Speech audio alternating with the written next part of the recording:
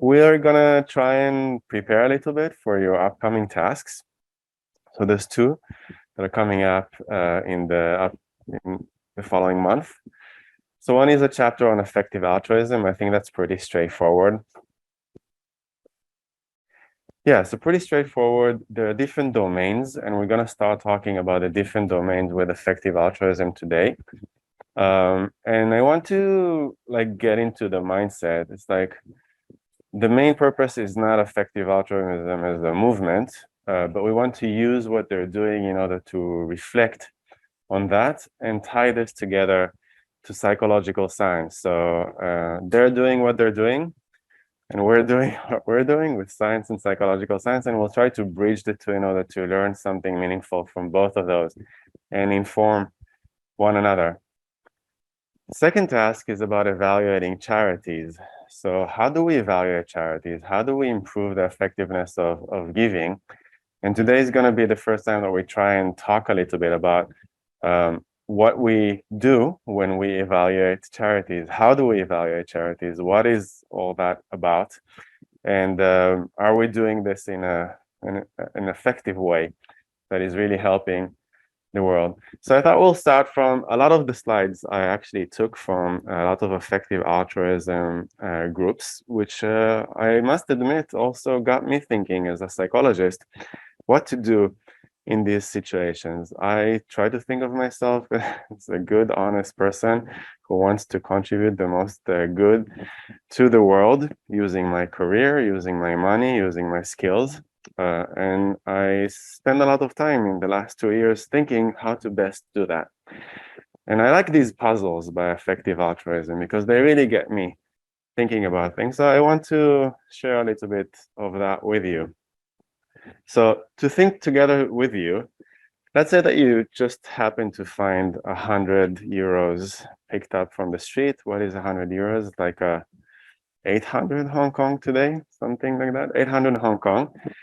And there are 4 charities that are asking for donations that you're considering to just give this. It came out of nowhere. You can do some good with it.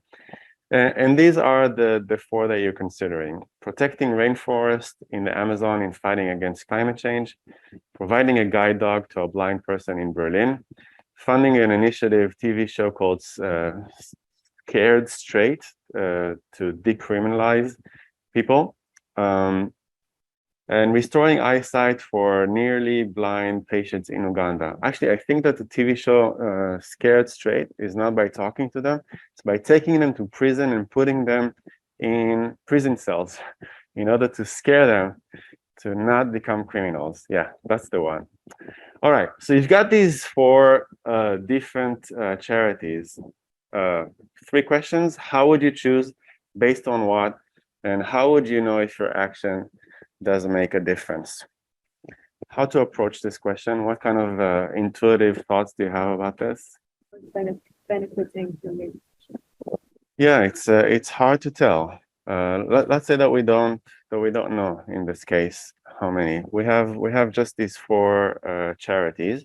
So first we want to do some research to figure out for each one of these charities how many people are benefiting, right?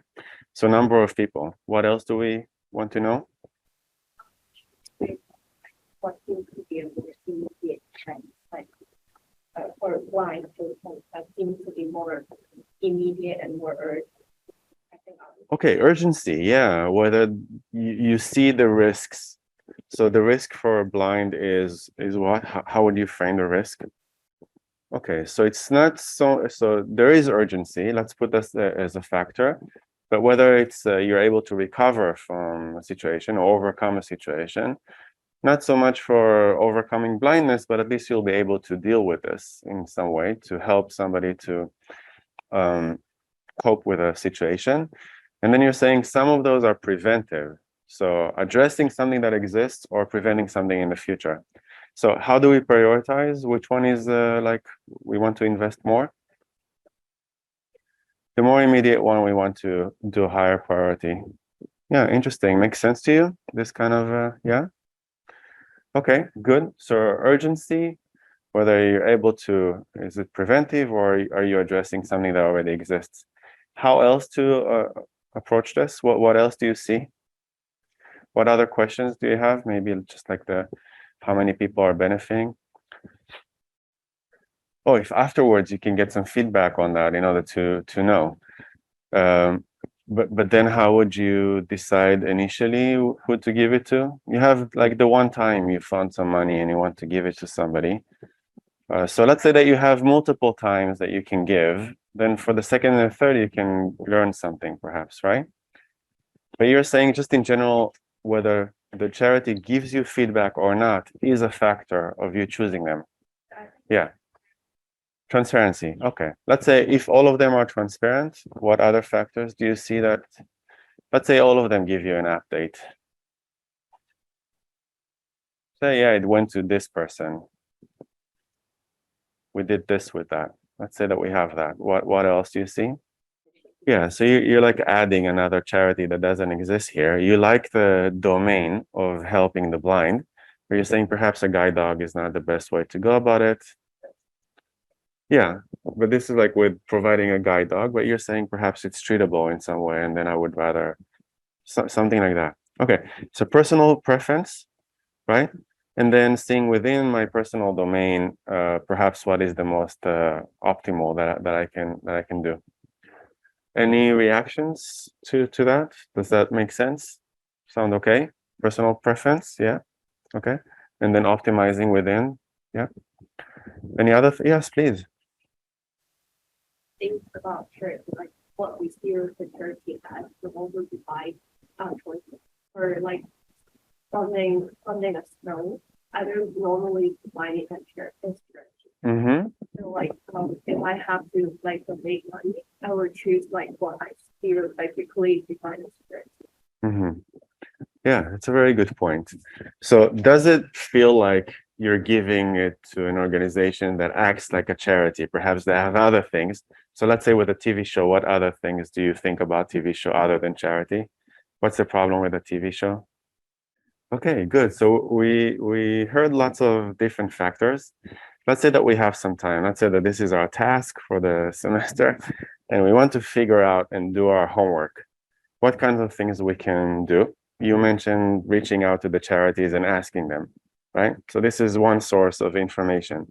What other sources of information do we have in order to gain some information to address all these factors? So you're saying that the bigger the organization, the more likely that it will have like a joint impact with a lot of people. What are the benefits of large organizations? I think previously in one of the previous sessions we were talking about, popularity and then more scrutiny and then more people observe and make sure that everything is okay.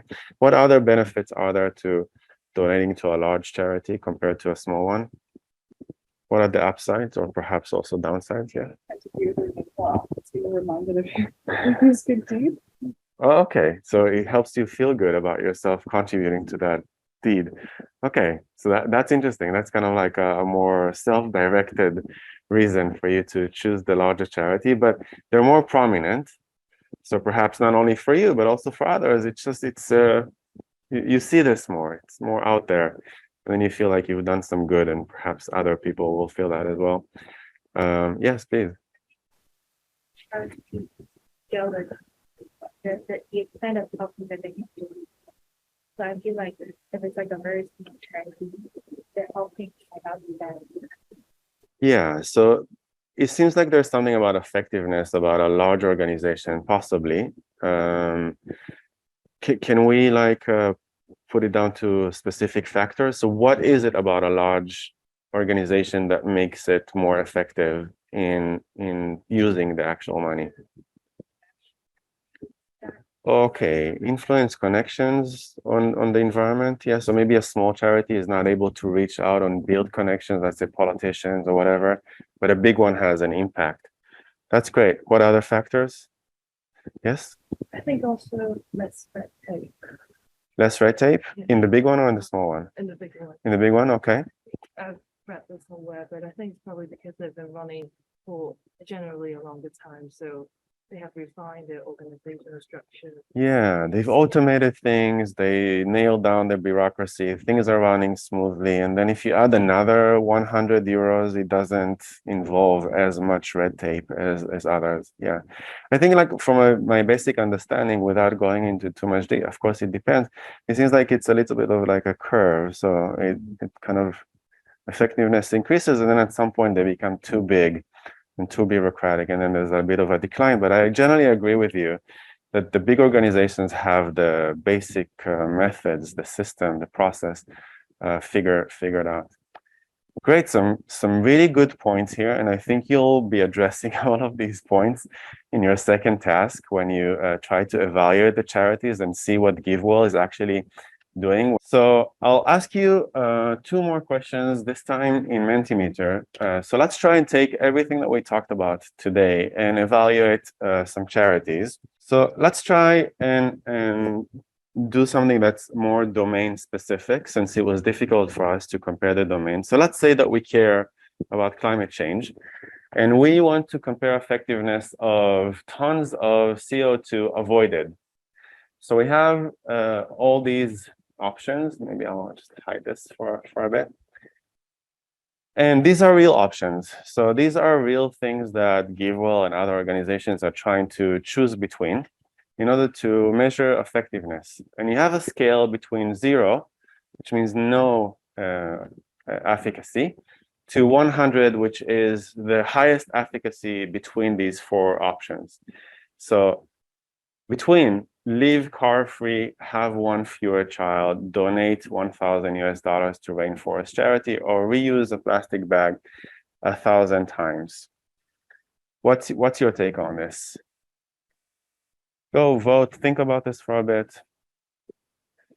As you're thinking and voting about this, what comes to mind? So now we have 1 domain and we have 4 solutions. How to address this kind of question? How is this different from the first question? What do we do here? Live car-free is pretty simple for us in Hong Kong, right? Not too much hassle. Couldn't do this in the US, but in Hong Kong, like getting a car is just doesn't seem reasonable. How many of you have a car? So I think definitely compared to where I grew up, Israel or the US or even the Netherlands, although they use more bikes over there, Hong Kong is pretty car free. But that's one thing that's context specific. Have 1 fewer child. How do you feel about this? Is combating fewer than what? What's the target for most of the Hong Kong people to have kids? What do you think is the main aim? 2? Oh, just don't? Hong Kong people just don't want? Really? Is that a thing now? Okay. So you would say the average is, it can't be 0, right? What do you put? They end up with. Okay. So on average, all of the Hong Kong people somewhere, so there's some people that are a bit more, and most of the people are around 0 and somewhere in 1. This is okay. Interesting. Some of you kind of like nodded yes, no. I'm a little bit confused. It's actually interesting for me because I have no idea what's happening in Hong Kong. So can you say a bit more? When you see something like have 1 fewer child, I was actually a bit confused putting this on the Mentimeter, but this is from their actual slides. How do you? It is super polluting. Like drivers, they take hundreds of thousands of years to decompose, and then the carbon dioxide. You have to produce those diapers and take care of. Because I've looked quite deep into this. And the diapers, I watched like a video about how much having 1 child pollutes the world. Yeah. Deal. So would you say of these 4, where is is the top one? Person who will pollute the world as well, and then whatever polluting things they'll do themselves. Yeah. How many of you have a similar intuition to this? Like a child being, you have something to say, yeah? Oh, you just want to vote. So you're in agreement with a child being like a major pollution. Do you think it comes, this is why Hong Kong people are not having kids, being very environmentally conscious? Not the reason, some other reason. Okay. my intuition was very similar to yours, but it's very interesting to see how GiveWell deals with this. I invite you, when you look at what GiveWell is doing, to actually look at how they quantify this sort of thing. I don't think they did diapers in there, but they did a bunch of other things. Okay, so that's an interesting option. How about donating $1,000 to rainforest charity? How do you feel about that? Effective, not effective? Effective? Sorry? What takes time? Growing a tree, yeah. How long does it take?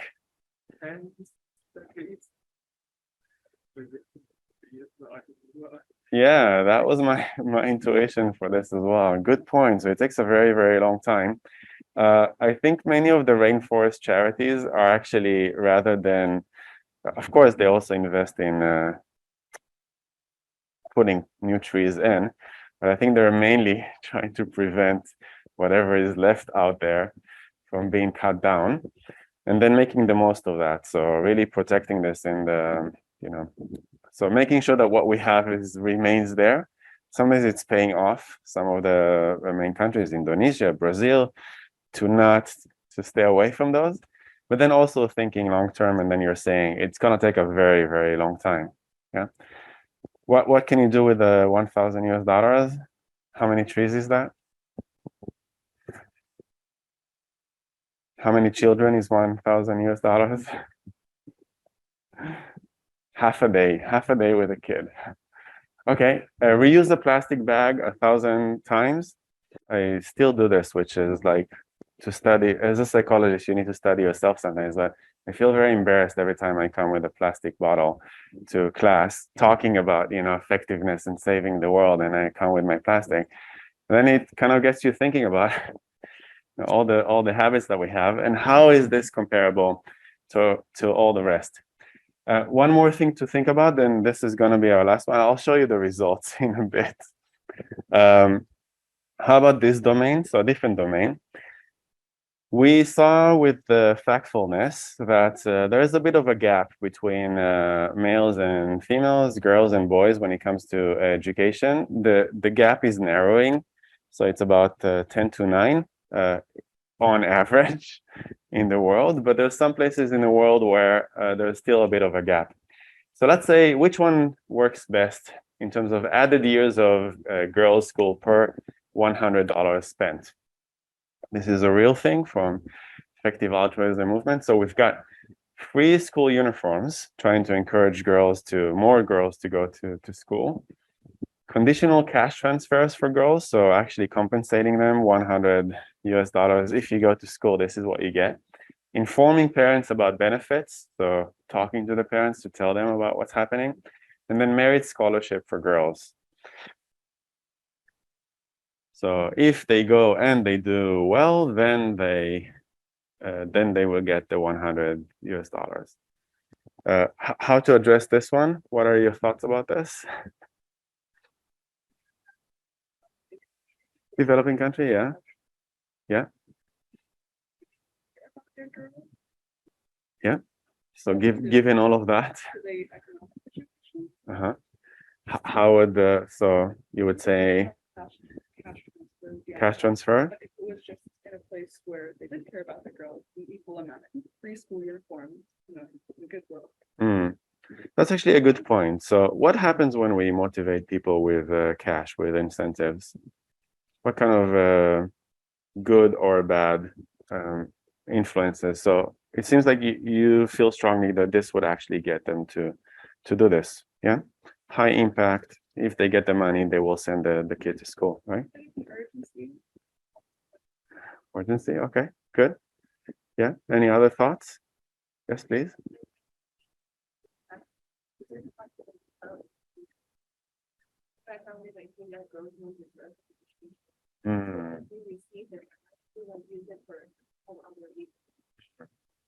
Yeah.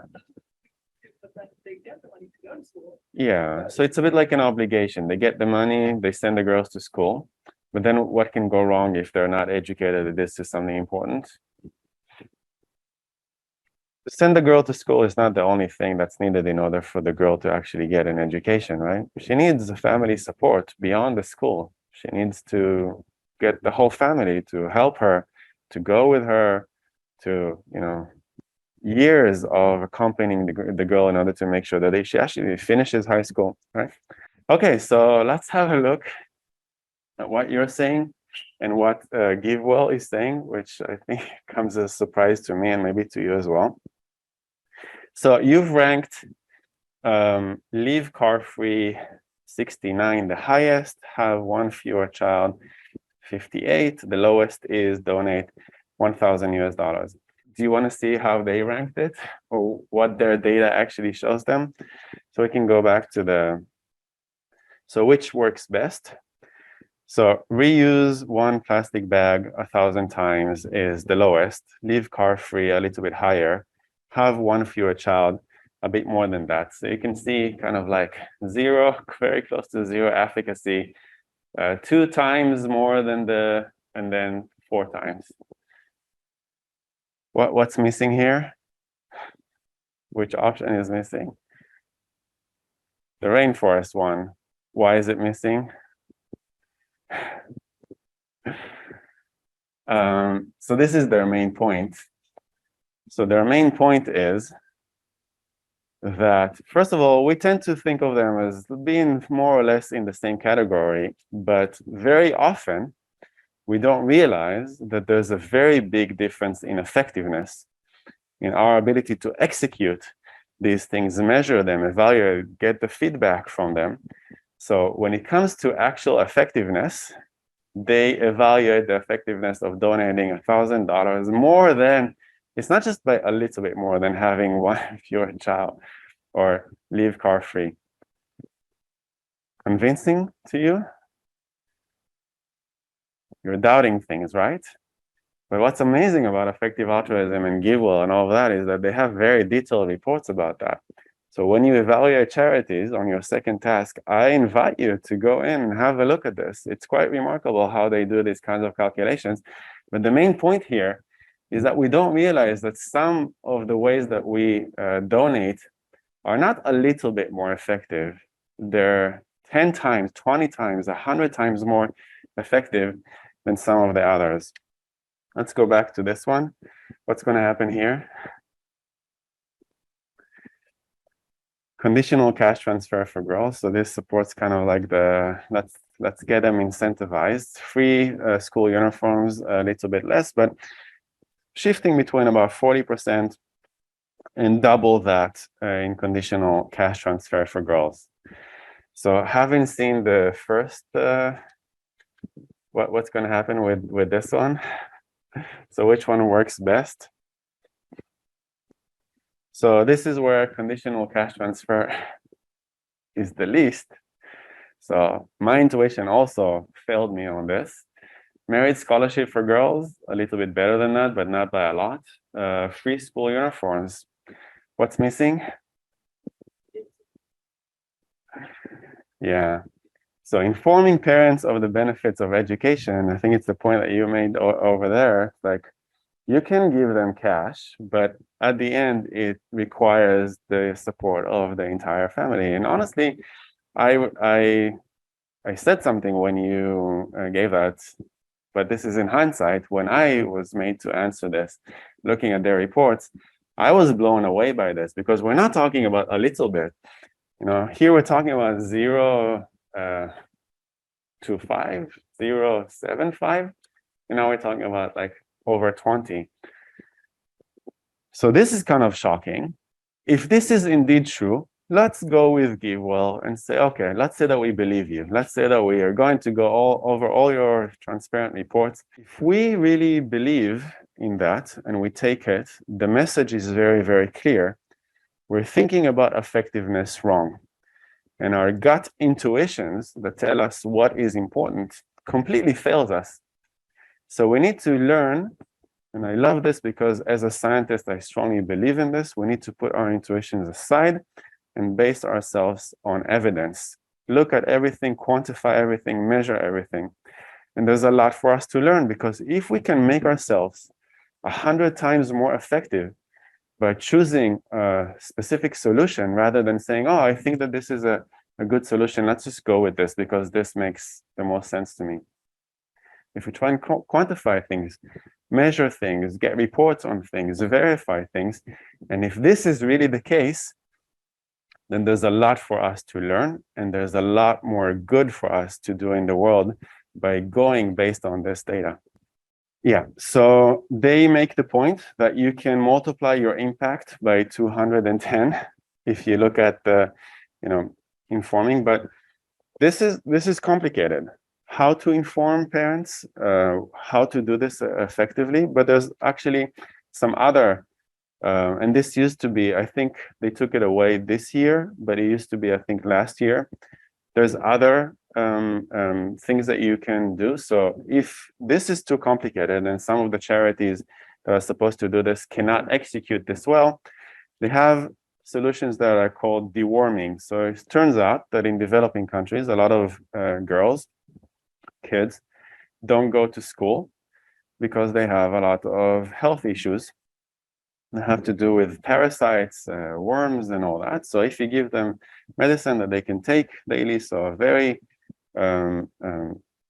well-defined, fairly cheap intervention that can help solve a big issue. So sometimes you just need to go to the field, ask them why you're not going to school. And then it will tell you, not feeling well, the water is not good, there are no bridges, all sorts of hazards. Some of the solutions can go between 210 times more effective to 140 times more effective. Here's a question that I think we should ask ourselves. I ask myself this almost every year.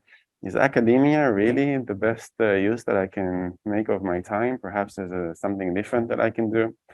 My sister always dreamed of being a doctor without borders. So she just finished med school and she's always contemplating, should I be here in Israel, working for this hospital for the wealthy and privileged, or should I go and volunteer somewhere and help others?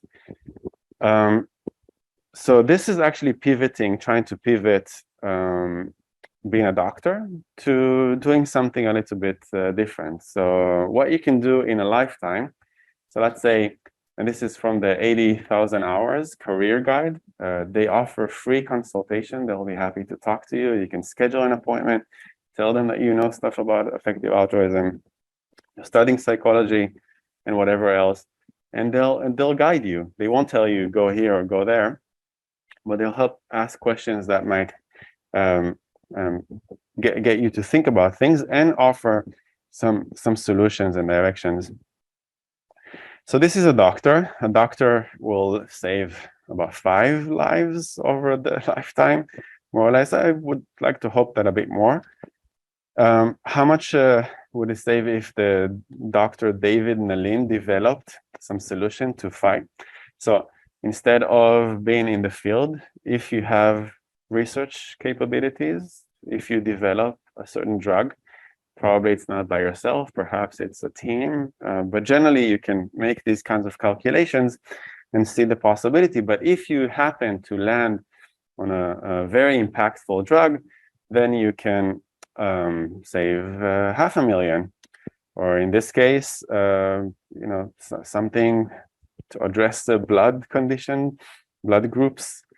So they're making these kinds of calculations, but basically what it is that they're saying at the end is that where we are, both in terms of education and in terms of income, we're very, very high compared to the rest of the world. We tend to compare ourselves to, I don't know, US, UK, but the world is a lot more complex than that. And already in Asia, we're at the top. In Hong Kong, we're at the top, and that puts us at the top of the world.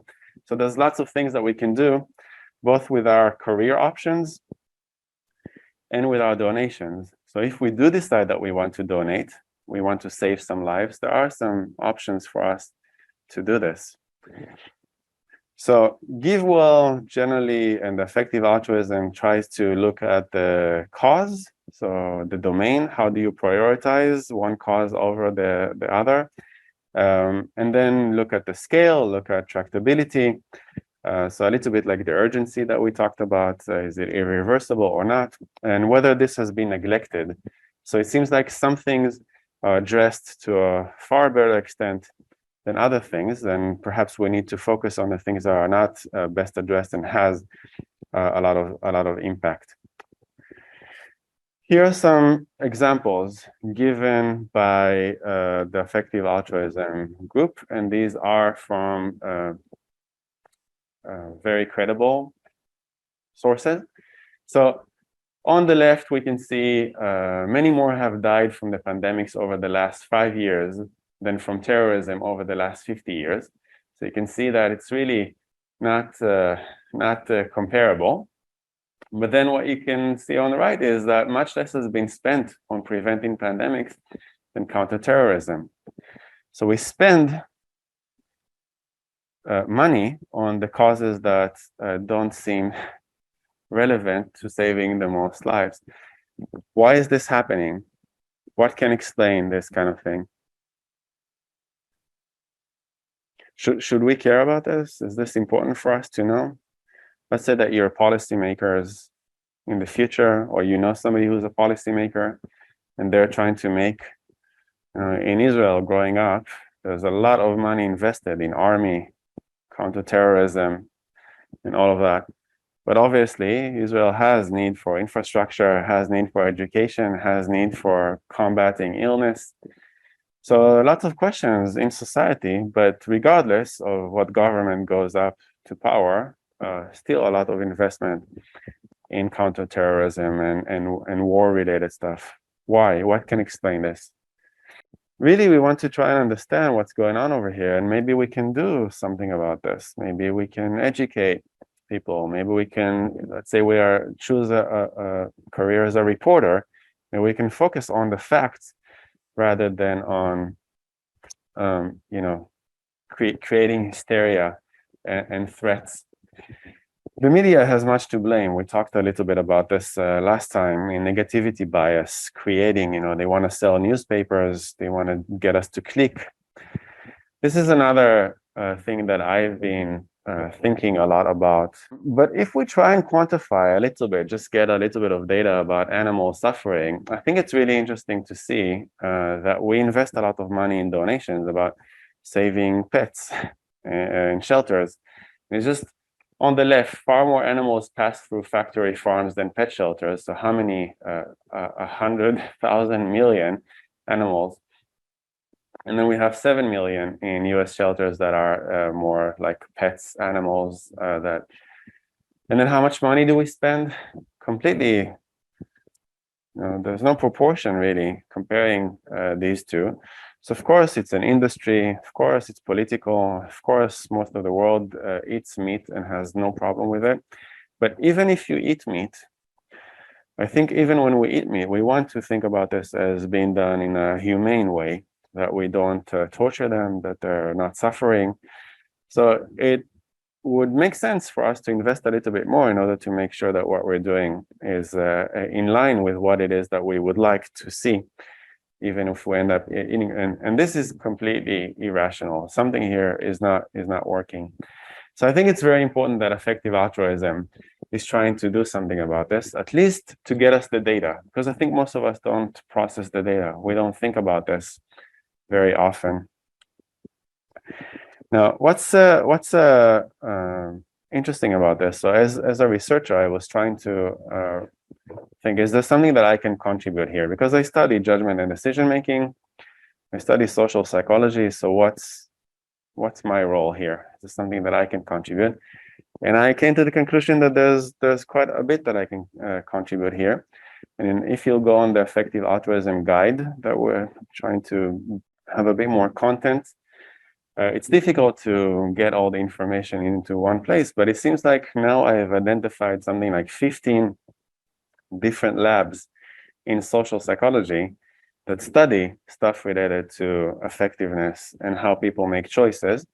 We mentioned some of the effects, like what happens with the birds, what happens with how we think about Rokia and Musa, and why we donate less to 2 rather than 1.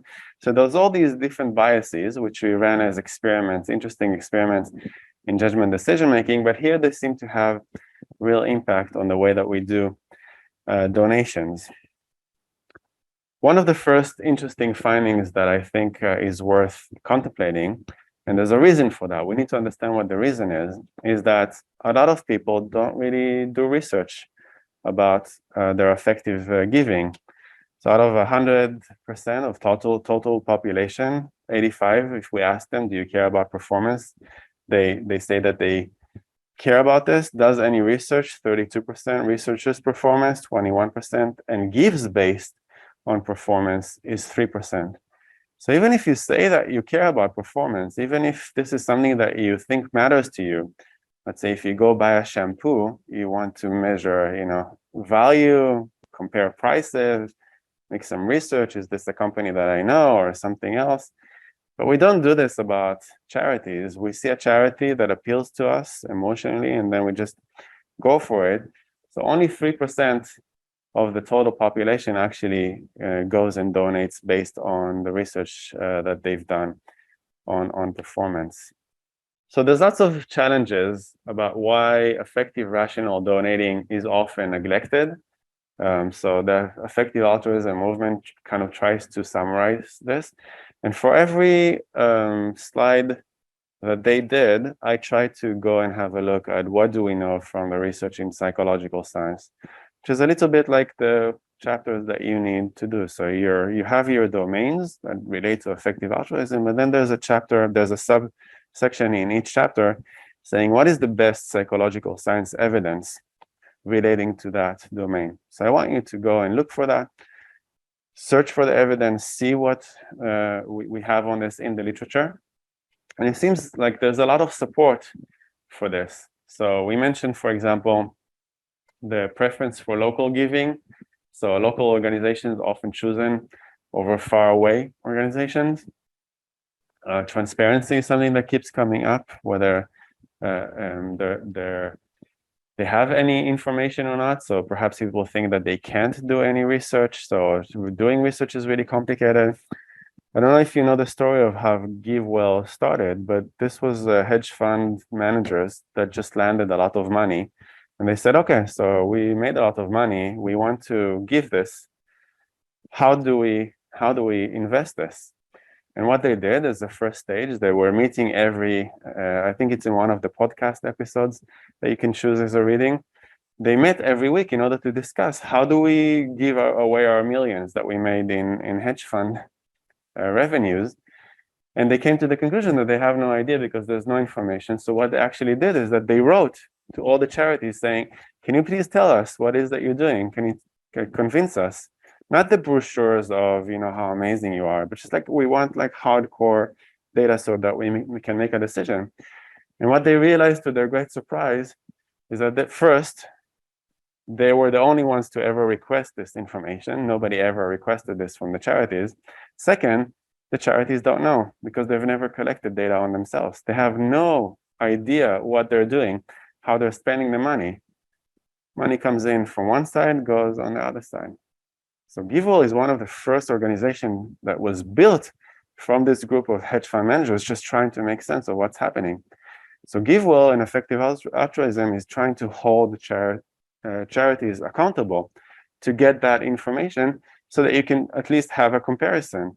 So it's no wonder that we, even if we care about performance, 85%, even if we do some research, 32%, perhaps we just give up because there's just no information on this. So perhaps we need to motivate the charities to do better on these things.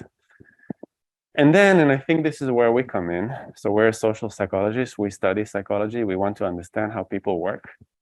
Heart crowds out the head. Emotionally driven preferences for personal stories over statistics. Giving makes us feel good. Thinking critically undermines this effect. And there is an issue that the way that there's a lot of criticisms over effective altruism, but we talked a little bit, some of the studies that I mentioned last week about how people think about utilitarians versus would you date Would you have a relationship with a utilitarian? It just seems like there's very negative reactions to what effective altruism is doing. Now, effective altruism, and I've listened to many podcasts of them talking about this, they're not saying there's nothing else. They're just saying, if there's something else, can you please just define this well so we can incorporate this in our equation?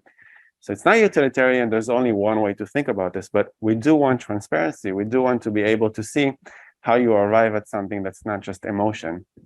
So when somebody says, no, being utilitarian bothers me, I don't want to be a utilitarian, I'm going to do something different, then the question you need to ask this person is, what is that other thing that's different? And how do you quantify, define it, and base your decision based on that? Because it can't be just, I feel good about this. That does not seem like an effective way to save the world. And if this is something that comes to mind, then we try to help a person to understand where this can go wrong. What are the biases and where a person thinks, yeah, I'm going to get like a good feeling from this, but you actually show them that in reality, this backfires and can actually go in a different direction. So this is where we are the most, but we also care about this. So I care about open science. So transparency is something that I really try to hold all our faculty accountable for that, all the thesis students. Every time I review a thesis, I say, can I please see the materials, the data, and the code? I can't believe that in a place like HKU, I need to beg students and advisors just to see the data, that as a reviewer, as a second examiner, I'm supposed to give a grade. How am I supposed to give a grade if I don't see the data? So transparency is the core of things. They don't do this in charities, but they also don't do this in a lot of the sciences, and we need to change both of those. So I really care about these two very much. This one is something that we need to figure out also using scientific evidence. So luckily, there is a group that's working on this, and we're going to join this group. And this is one of the first reviews that came up. So Lucius really is publishing some amazing articles. I'm going to give you some links. It's going to be in the guide. And I recommend that you go and have a look on this. And this is a review article in Trends of Cognitive Sciences. And I like this summary. I think it's brilliant. You should go and have a look at this because it summarizes everything that I think we need to address in this course in a very nice and straightforward language. So many donors are motivated to give effectively. They often have misconceptions and cognitive biases, that's judgment, decision-making, and social psychology, to reduce effective giving. So to increase social benefits, donation effectiveness is likely to be very important, but we just don't realize that. So we're going to discuss a little bit of the cognitive biases in charitable givings. I'm going to give you some ways to think about this. We're going to do a bit of discussions based on some of the GiveWell information, but first we'll take a 5-minute break, refresh, come back, and continue the discussion.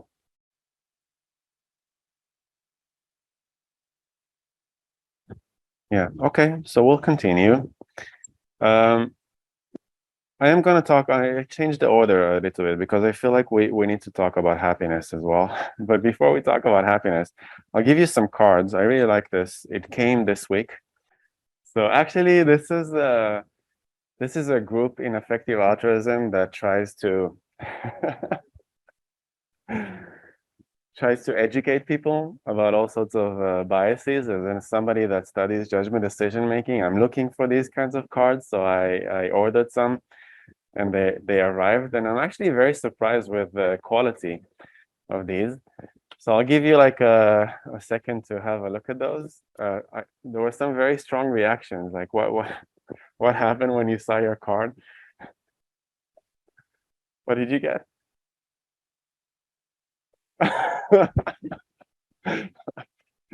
So to tell the others what's your card. Pessimism bias. So what is pessimism bias? Suits you? Yeah, okay, good. Any other reactions to some of those? What did you get? True, it's almost like a fortune card. Is it? Cognitive biases and it's you let the social dynamics of the group override the best outcomes. Okay. Wow. Yeah. What was yours? What did you say? Belief bias. Belief bias. Tell others what is belief bias. Conclusion supports your existing beliefs to rationalize anything that. Yeah, it's very well done. So I want you to have a look at the card, remember it, and as we discuss some things, I want you to try and represent the bias that you've been assigned to. So I'm not saying this is you, I'm just saying generally I want you to bring this into the discussion. Since we were talking about pessimism, we need a little bit of happiness. So for those who took the class with me last year with JDM, I dedicate, and in JDM we're going to talk about happiness and what helps us to be more happy. But I think it's also suitable for this class.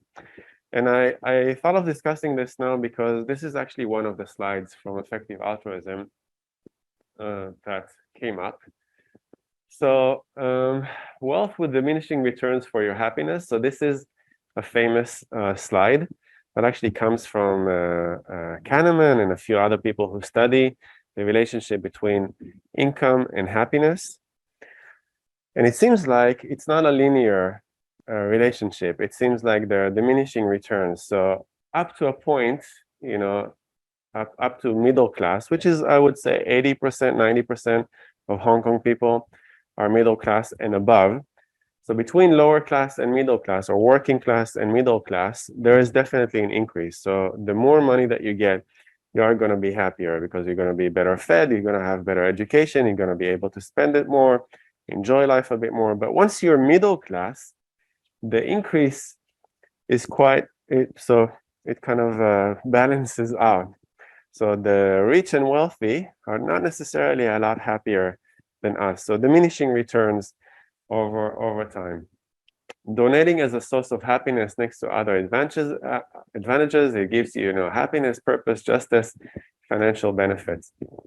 So I spent a lot of time yesterday trying to catch up on the science of happiness. And this is one of the classic findings that was published in the journal Science. So it doesn't happen very often that social psychologists get published in Science, but this one did. And here's what they found. So Elizabeth Dunn, Lara Aknin, and Michael Norton, these are names that we're going to keep coming back to. What did they found? We found that spending more of one's income on others predicted greater happiness both cross-sectionally and in a field study over time, randomly assigned to spend money on others, and then some experiments. So they had cross-sectional studies, many years over time, and then they also did, in addition to that, they did also experiments. And if this is published in Science, a lot of people are going to say this is strong, solid evidence. But I think we've seen already some of the instances, like with the studies, classic studies in social psychology, that we need to verify everything. So one of the first things that I noticed immediately is that there was a little note on the article that was published next to it. And what happened over here is that they had a correction. We recently identified a bug in the statistical package SPSS 14 that we use to analyze our data. The bug causes the first line of the data to overwrite the sixth line of the data. Primarily because of this error, decrease the variance in our data set. Correcting this error alters the critical statistical test such that the effect drops from below the threshold of p-value lower than 0.05 to p-value 0.11. So this is a cause for concern. I don't know how many other people are affected by SPSS version 14. This is very curious. You would like to think that this is actually corrected in the article, no?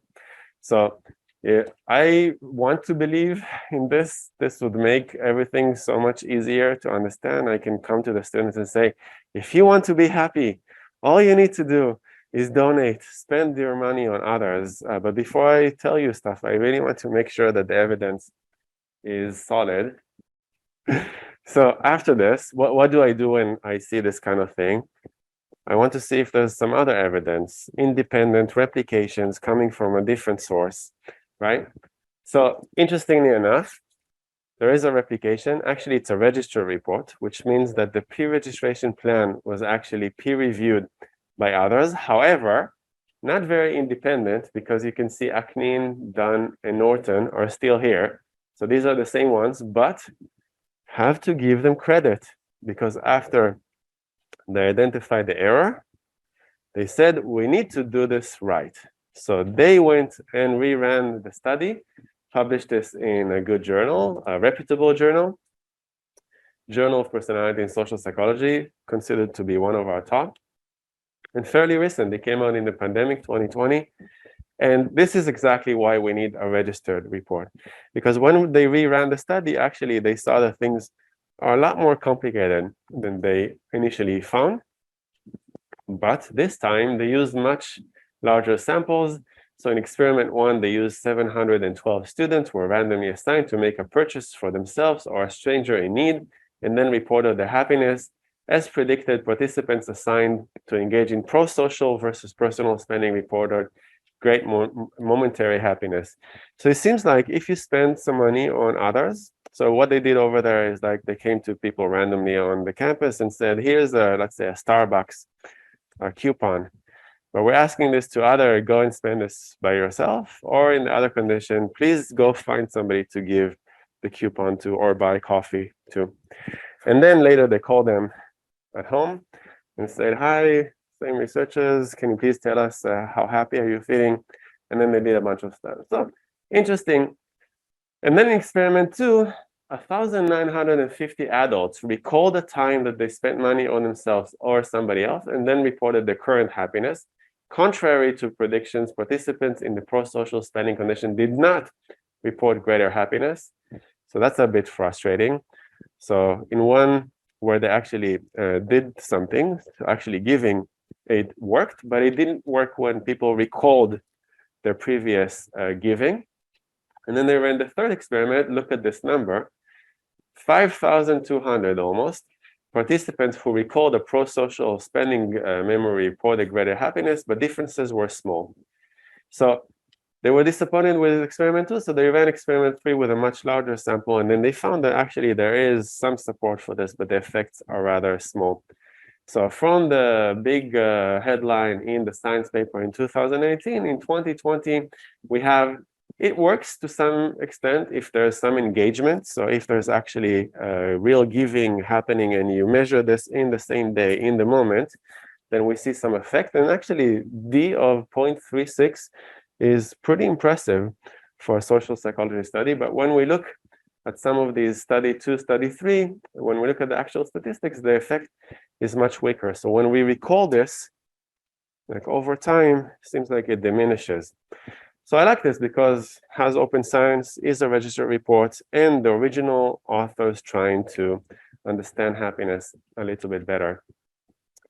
So I decided that I want to see some other evidence. So something is going on over here. There is some evidence over here cross-sectionally, maybe not the experiment that they ran, but the cross-sectional seems to be in the right direction. Is there anything else that I can look at? So if we want to establish evidence, we would like to use on one side registered reports, on the other side use a meta-analysis.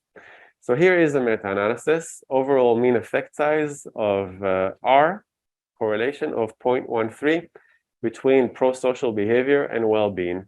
So it's not a large effect, but it seems like if you're doing pro-social things, if you're giving money to others, if you're spending time or money on others, then it increases your well-being. And then I looked at more evidence, and here you go, another, once again, this group, Aknin, where is Dunn? Is Dunn here? No, but Norton, oh yeah, here's Dunn, and here's Norton. So the three of them really very prominent happiness researchers, and they have a book that came out 5 years ago called Happy Money, How to Best Use Your Money. And their main message is that if money is not making you happier, it's because you're spending it wrong. You're spending it on yourself rather than spending it on others. If you spend your money on others, and it's a message that I really very strongly want to be true, but I really want to also look at the evidence. So interestingly, they had this Gallup data from 136 countries.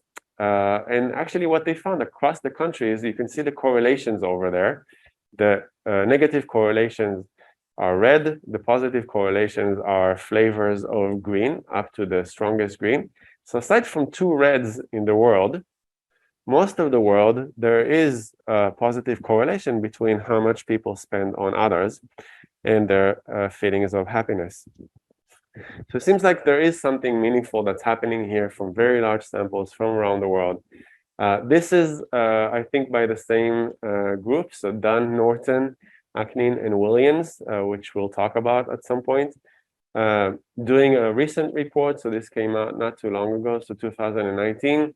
Very similar maps, not only about giving money. So this is the map that we saw here, very similar map, but also a map that shows the association between volunteering and well-being.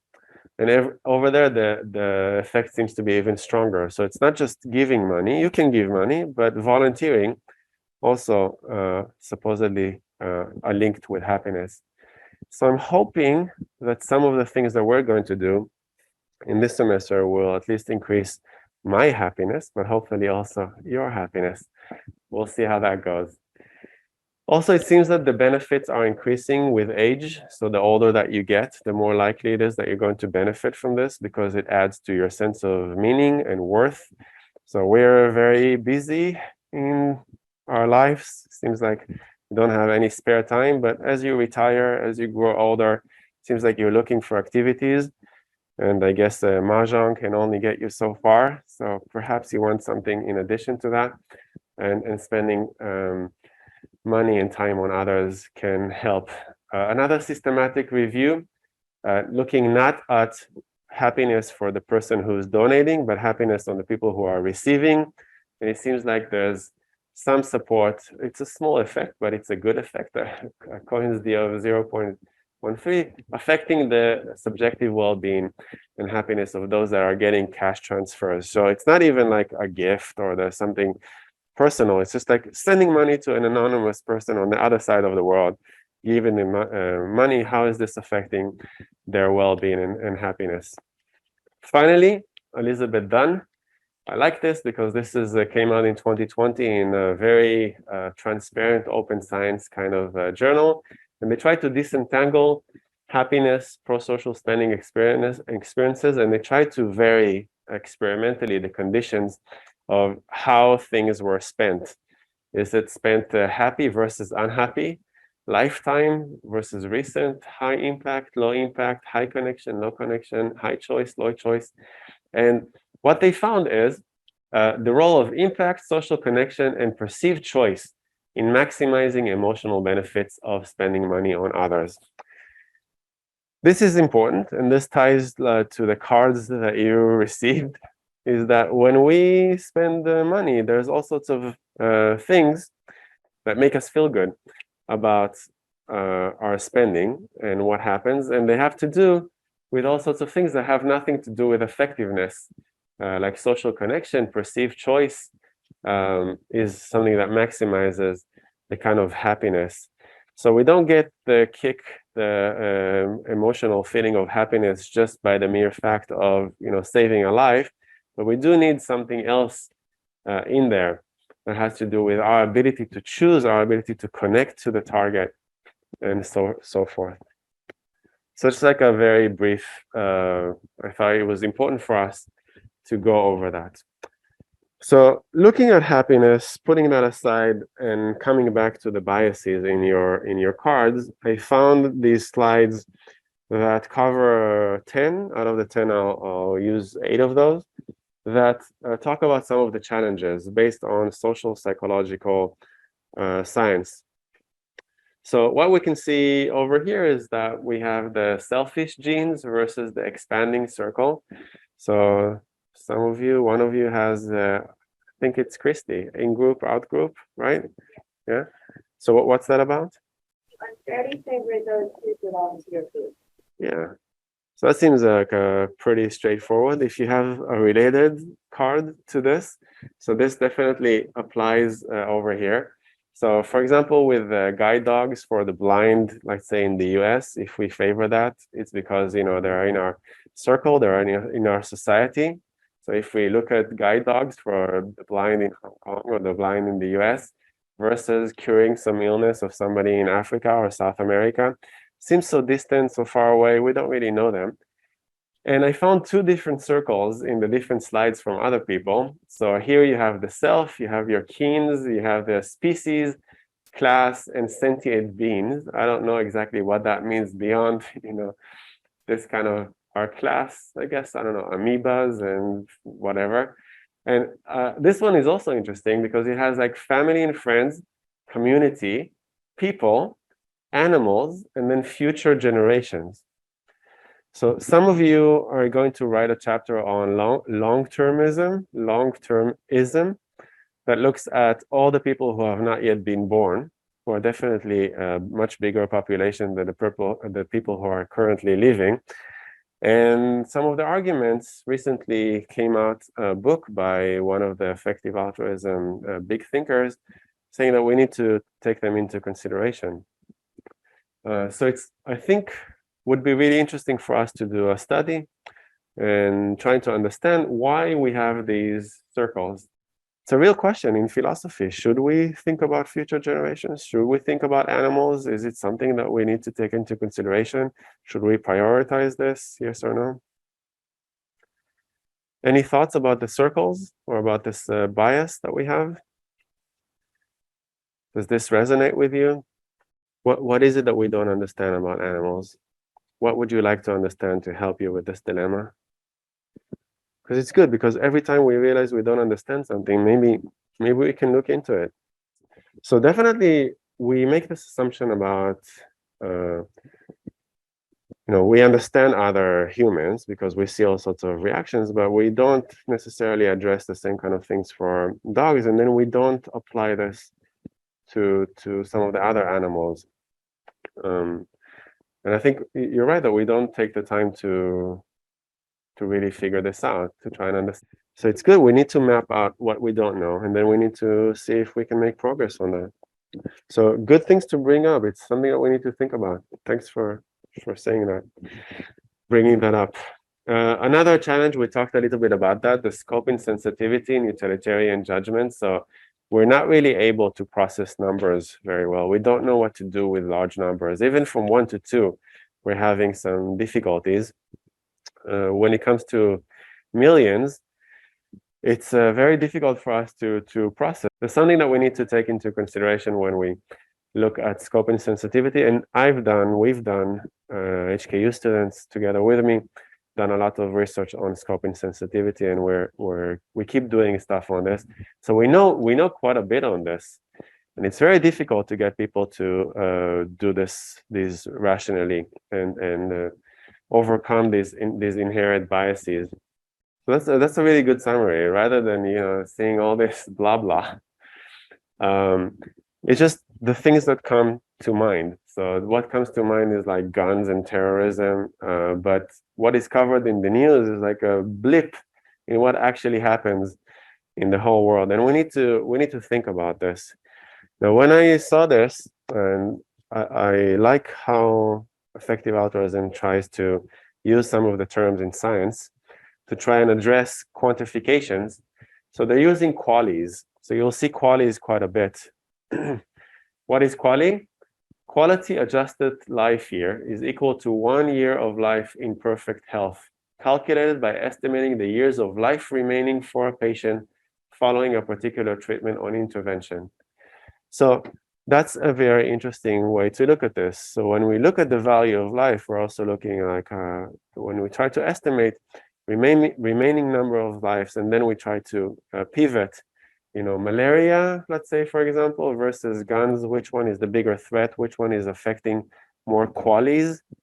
So we quantify things with QALYs, and then we see, is it really comparable? And there's no comparison, because really the threat of terror and guns is pretty minor.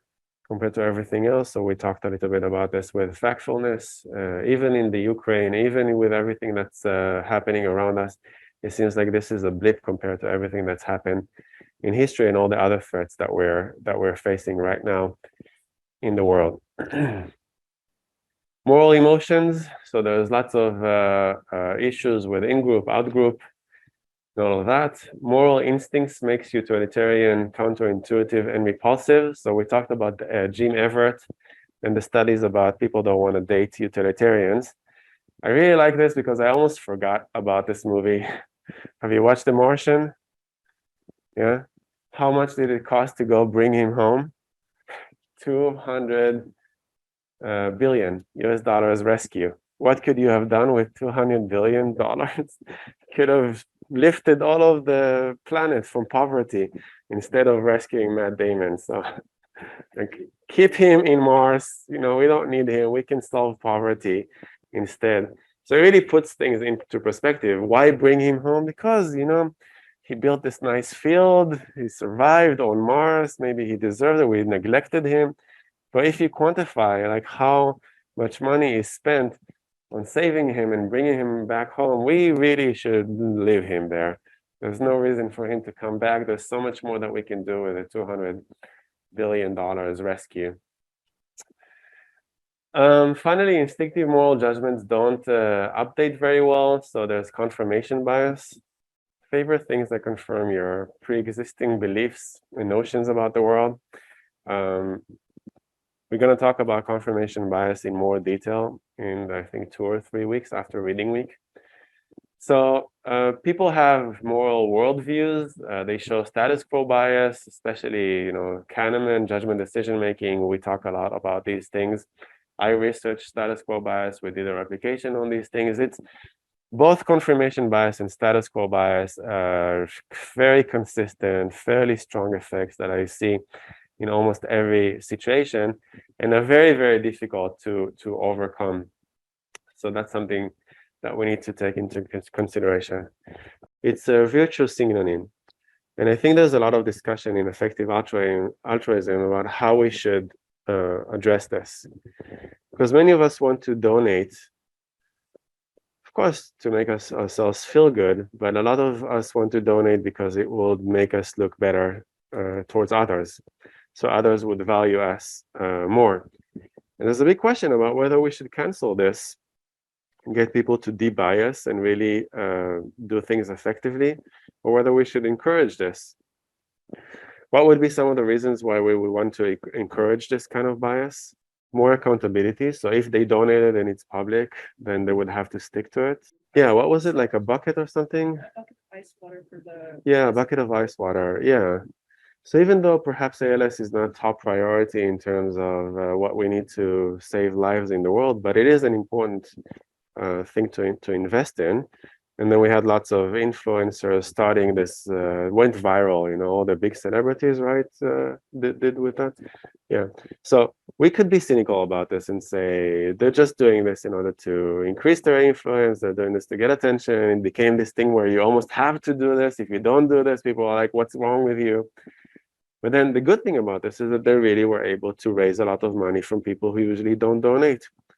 So having influencers, celebrities, doing virtue signaling sometimes can be a good thing, and it can increase the overall value.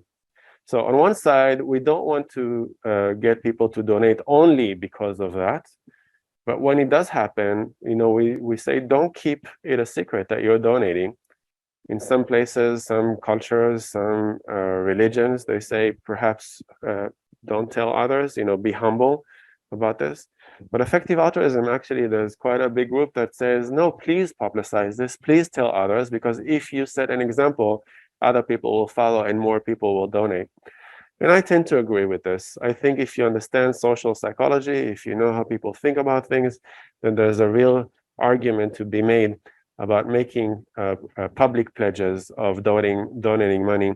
It also helps keep people accountable. So for example, if you make a pledge, I'm going to donate 10% of my salary from now till eternity, and then I don't know, there's a financial crisis or something happened, or suddenly you just don't feel like it anymore, then if you stop, then others will come and say, but you promised. There's, you remember 2 years ago you did this viral video. No, you should, you should keep to your word. Yeah, we still have 2 minutes or so. And then really we discussed this. It's like, why do I love my dog more than perhaps the pig? So generally, when we consider where to donate or what can do the most good, I like these principles by the effective altruism group that tries to overcome some of the irrational challenges that we covered, trying to focus on urgency, cost effectiveness, and this is really important, evidence-backed charity operations. So I'm hoping this is kind of giving you some things to think about when you're doing your effective altruism chapters. Think about what are those issues, what are they doing, why are they doing what they're doing, and how does this relate to actual evidence in psychological science. So I really want you to integrate these two together. And then in the second task, let's try and help and bring the evidence for what we have in psychological science to help effective altruism do better in the way that they evaluate morality and charity.